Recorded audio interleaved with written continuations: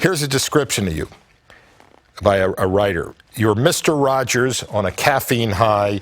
Every day is beautiful in Herm's neighborhood. I think every day is a good day. I really do. I think you know, every day you have to make something out of it. Whether it be good or bad, you're going to learn something about yourself. Every day is not going to be what you perceive your best day.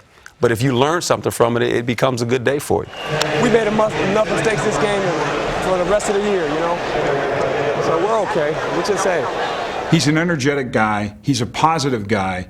He goes through his daily life acting, looking, sounding like it's the best thing in the world. And when you shake hands with him, you know, you feel like an energy. You do feel a connection. Huh? How about it, man?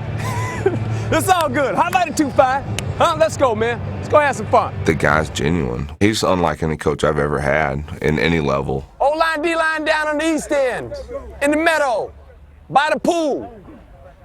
Synchronized swimming for the O-line and the D-line down there. He's genuinely a guy that's just energetic, fun to be around.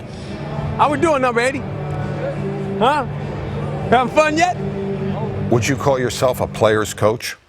Yeah, and I don't think that's a bad thing. I think probably in the 70s, that was something that you didn't want to. If it was a player's coach, you went, oh no, you know, the players are running too easy. Yeah, sure. Well, that's always been a stereotype of players' coaches, that the players like him too much. He can be too soft on the players. Read hot, Chad. But that's not Herm. Good job, John. He's very straight and direct, but he's always upbeat. Good job on third down. Good disguise. And he's always using positive reinforcement as opposed to a negative. Very nice. He's different and unique, I believe, because he was a player and played for a long time. And I think he really still, in a lot of respects, sees himself as a player. And he has that relationship and he has that knowledge to draw from. He's just one of us. He's just a little older and he moved on to a different phase of football. But in a sense, he's still one of the guys. Herman Edwards had no head coaching experience prior to taking over the New York Jets in 2001. Yet he became the first head coach to lead the Jets to the playoffs in his first season. In 2002, he guided them to a division title and a playoff win over Indianapolis. Making the catch, touchdown, Santana Moss. Remember something, man? We talked about it. It's your will, guys. It's your will. Yes, sir. And no one can break your will. They caught us on a bad day. But you know what? There's going to be some more teams that catch us on a bad day, too, when you play like that. Play with your will, man. Play with your will. If you play like that, man, you're hard to beat. I think people, for the most part, can be successful if you give them the opportunity to be successful. That takes patience. That takes a lot of patience. And I think in our league, people don't have patience. They want instant gratification. And to be a coach, the one thing you better have is patience. And I have a lot of that. Herman Edwards learned patience at an early age. The son of a career military man, Herman was born in New Jersey but grew up in Northern California. His father, Herman Sr., was an Army Master Sergeant stationed at Fort Ord. Young Herm earned money shining shoes and running errands on the base. But by the time he got to Monterey High School, his life centered around sports. My goal was to play pro football. There was no doubt about it. That was my ambition. That was what I was going to do. Regardless of what anybody said, I was going to play pro football. I told guys in the neighborhood, hey, when you guys grow up, you're going to see me on TV one day. Edwards won a football scholarship to the University of California and played 2 seasons there before finishing his college career at San Diego State. He was considered too slow to play cornerback in the pros, so he went undrafted. He signed with Philadelphia as a free agent in 1977 and was a starter for 9 seasons. His 33 interceptions ranked 3rd in the team's history, but he's best remembered for a 1978 fumble recovery that became forever known as the Miracle of the Meadowlands. He never imagined that 22 years later, after assistant coaching stops in Kansas City and Tampa Bay, that he would return to the Meadowlands as head coach of the Jets. The best thing Herm did was he took all the experiences he had along the way and he put them into a package. This was a guy that, had to make it the hard way. What he was able to do, and the reason he's successful, is he took all those experiences and he made it into his own style of coaching. His passion for the game and for the National Football League shows up every single day, and I think the players know that. They feel it and they feed off of it. Slide and punch him with your hands now. Even though you feel he might not be, he's a decoy, still work on your technique, right? Because he might be setting you up. I think he is the mold of what the future head coach will be, because so much of it is communication skills and dealing with players. In the era of the salary cap, players are coming and going every couple of years. You got a whole new team, and I think it really takes a coach who can deal with people. I see it. That's it. That's the way to make a play, Sean. The guy with the broom. Now, this is from your office. Yeah. What's the significance of Well, the story of my dad, basically. When I was about 8 years old, I was sweeping the backyard up one day, and he walks out there and he says, "Son, did you do a good job?" And I said, "Yeah, Dad, I did a real good job." So the first thing he does, he walks over to the left corner. There's some dirt in that corner. He goes to the right corner. He said, "You didn't do the corners." I said, "What do you mean do the corners?" He said, "That's the most important thing in life." He said, "The corners." He said, "The details." He said, "Remember that?" And he said, "Never be afraid of this broom." And that's why you have this in your office? Yeah, because broom equals hard work. Herm, your dad was in the military, right? Now, growing up, did you have any things that you had to follow, like military protocol, because your dad? Obviously, yeah, we lived on an army base. My father taught me, when we were growing up, that basically, he said, "Son, I can't promise you a lot of money. I can't promise you a big home." He said, "But what I can promise you is a good name. And so you make sure you don't mess it up." Herman Edwards was a player, a scout, and an assistant coach prior to becoming head coach in New York, and he wasted no time putting his stamp on the Jets. When you were hired by the Jets, what changes did you make? Start maybe with the Super Bowl trophy. What did you do with that? Well, the first thing we did is we put it in the locker room. I thought it used to be in the lobby?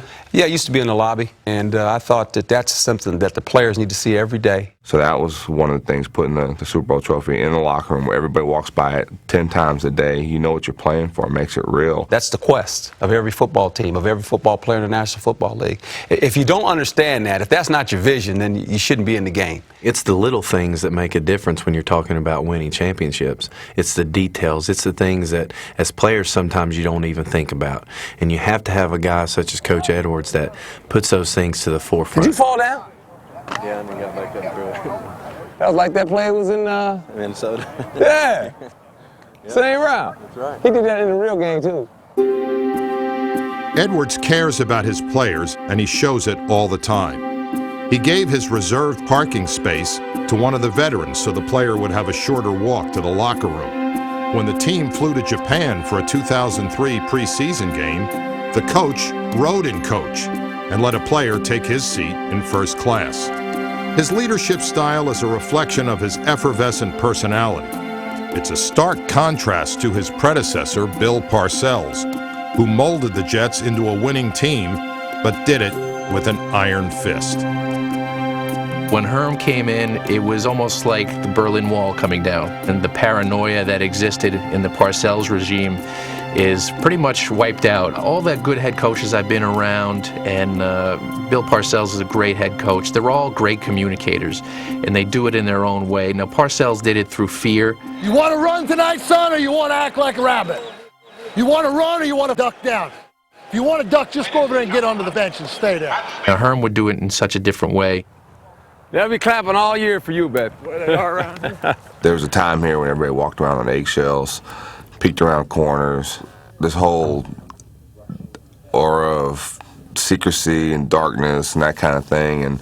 And when Herm came in, it just completely changed. Everything's open, people are more friendly, it's more of a family atmosphere.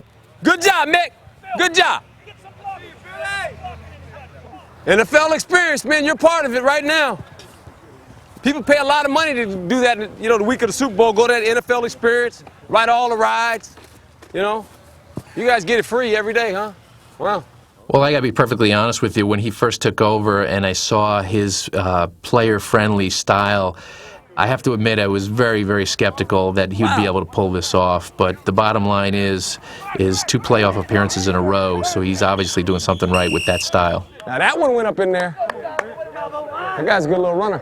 One of our guys was walked by one of your team meetings, I think it was Thanksgiving week, and heard you talking about the Pilgrims. For all the history guys that I know went to class and didn't stay in the student union, let's just see where we're at. Thanksgiving Day, right? First question. You can believe Herm's asking guys how many Pilgrims landed at Plymouth? There's 44, but a lot of people don't know that. 44 what? That's how many Pilgrims? Yeah, basically. First of all, you try to figure out where he's going with it. You know, what's the deal? And when he does things like that, it kind of takes your mind off how serious football is. But yet, he always tries to make some other hidden point. It always revolves around religion, man. Remember that. In your lifetime. It was Thanksgiving. I knew they were going to go home and eat their turkeys, and I just felt that they didn't know something about the Pilgrims. All these guys went to college. They were in high school, you know, American history. It's a shame. None of them knew about the Pilgrims. They didn't even know how many Pilgrims there were. Well, I didn't know that. Did you know how many? There was only 4. I You didn't know that either. Okay. I think that was his way to just kind of let everybody relax and have a little laugh, and he's great at that. 4 out of 5 of his team meetings, we're laughing about something. And he'll have clips of coaches who get knocked down on the sidelines. I mean, he has a lot of fun with it. We got guys walking away. We got some guys kicking him into the fray. And I think you have to enjoy what you do and have fun at your environment, your work environment, whatever it may be. And he really helps to do that here. Big hat, no cattle. Edwards believes in having fun, but he also believes in winning. In the 2002 season, when the Jets lost 5 in their first 7 games, Edwards took it hard, and he took it personally. Behind the line, hit as he throws, it's in the end zone, and it is caught. Dennis Northcutt makes a miracle catch, and the Jets are about to suffer a devastating loss. Well, didn't it was a press conference, and one of the writers said something about, was the team going to give up or something? Or Yeah, they said that magical word, quit. And that's really not an option. This is what the greatest thing about sports is. You play to win the game. Hello? You play to win the game. You don't play to just play it. That's the great thing about sports. You play to win. And I don't care if you don't have any wins. You go play to win. When you start telling me it doesn't matter, then retire. Get out. Because it matters. Just to see him at that point, and the emotion and the tears welling up in his eyes and his voice just going, up a higher octave and like listening to a sermon almost. I did have some thoughts about, wow, is this guy losing it here at this point? But the players he obviously knew what he was doing. The players responded to it. They heard it. They saw it. They took offense that people were saying they were going to quit, and it became a huge rallying cry for the team. Rolling to his left, he'll try and tuck it under and run it in. Fakes at the 5, into the end zone. Touchdown! What a run by Chad Pennington! Well, the first reason why we were able to stay together and make a playoff run was because of our head coach. Coach Edwards came in. He didn't change. He didn't change from the first day and to the middle of the season to the end of the season. He always stayed the same. But we're going to be fine. Just keep battling. Just keep battling, guys. We're going to be okay. Let's keep playing. We'll be all right. So what that did was that provided us a solid rock to lean upon when we were 2-5 and we're looking for answers. In 2002, Herman Edwards and the Jets made history as the first NFL team to come back from a 2-5 start and win a division championship. Tell you what you did, man. Tell you what you did. When everybody told you to quit, and everyone said the season was over, you know what? You didn't believe it. Hell no. As long as you remember that, man, the hell with the circumstances. What? Circumstances are always in your way, man, but just believe in each other, man. You did that. And that's why you won a division. His whole thing is honesty, integrity, character. That's what he wants out of his players, and that's what he portrays out of himself. He's very passionate. Sometimes you almost get the feeling that you're sitting in a church listening to a preacher. We're starting to become a good football team. We're just starting to become a good football team. Hey, man, we ain't done. We're going to get better. Don't let that feeling you have right now when you leave up out of here, understand that feeling you got, man. Because we ain't had it in a while, and we got it back. Now we got to build on that. I'm proud to say I'm your coach, man. You guys did a great job.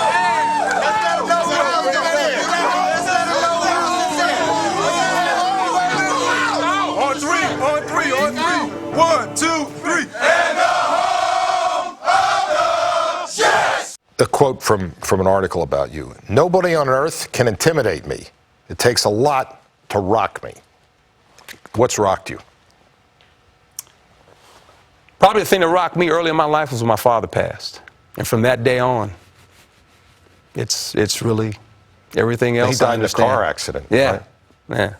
yeah. In 1978. And that right there, after that moment in my life, I understood the importance of living every day. I don't look at down the road. You know, a lot of people look at down the road, and when they do, they miss the drive. They miss the journey. See, I'm one of those kind of guys. Every day is important to me. I don't worry about tomorrow. The only thing I got given to me is today.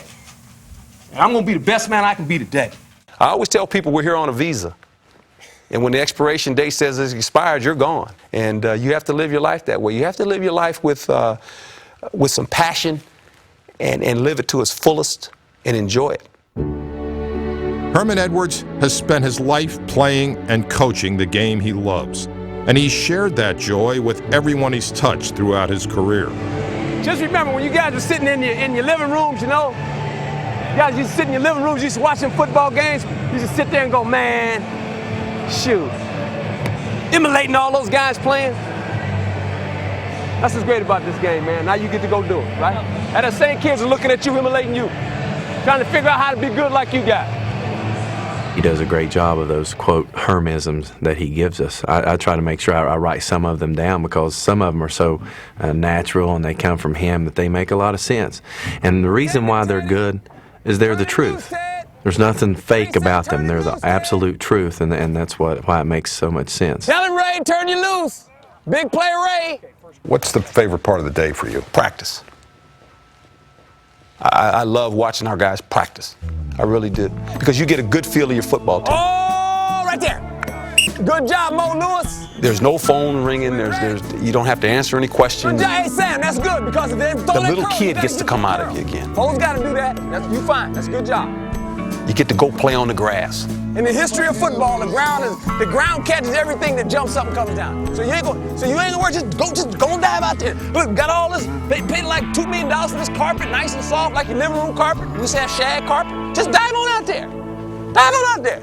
And that's the greatest thing about our game. You get to actually play on the grass, and you get to smell the grass. You get to walk on the grass. It keeps the little kid in you. Edwards stays close to the grassroots of the game with a football camp he started in 1996. It's a free program for ages 9 through 17, and it's held at the same Monterey Army base where Edwards grew up. You got, what is that called, Moose? No, it's called Jail, huh? How long does that take to get in there? like 10 minutes. And it just stays like that? Yeah. Even when you play? Yeah. You think I could get one of those? You think You have to grow for a while. All right, I got you. I might put that in my repertoire. Make it green, though. I make mine green.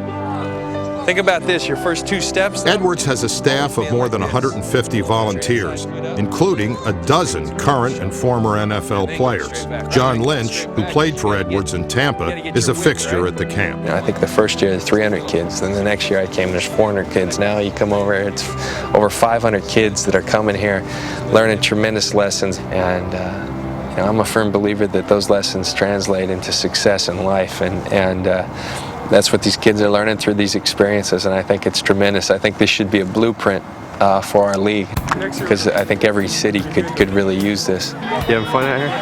Yeah, it's fun. You learning something? Yeah, I'm learning a lot. Good. Good for you. I know he believes a lot in that camp. He gives back so much to his area. I've talked to his high school coaches and some of the people that he grew up with in the Monterey area. They just worship him out there. It just says so much. I mean, a lot of coaches would be out playing golf that day or just going to some tropical island with their family. No, not both. He was a guy who grew up out there. His family wasn't wealthy. Herm tells the story that he used to shine shoes and bust tables in that military base. I think he looks at those kids, some of whom may never get past varsity football, and sees a lot of himself in a lot of those kids. To have someone like Herman Edwards, African-American head coach in the National Football League, walk in and say, here kids, I'm going to coach you up for X amount of time. I mean, there's nothing but positive going to happen from that. And if they listen and just draw something from that camp, they'll be better off. You have another expression that I wanted you to explain. It's called putting your name on the stone. That's what it's all about. It's not about the money. It's not about the accolades. It's about putting your name in the stone. Well, that's your legacy. And I think every person has the ability to have a legacy. And I think your legacy is what you do for others. Have you made others want to emulate you doing the right thing? For me, my legacy in football is what do I do to make the game better as a coach?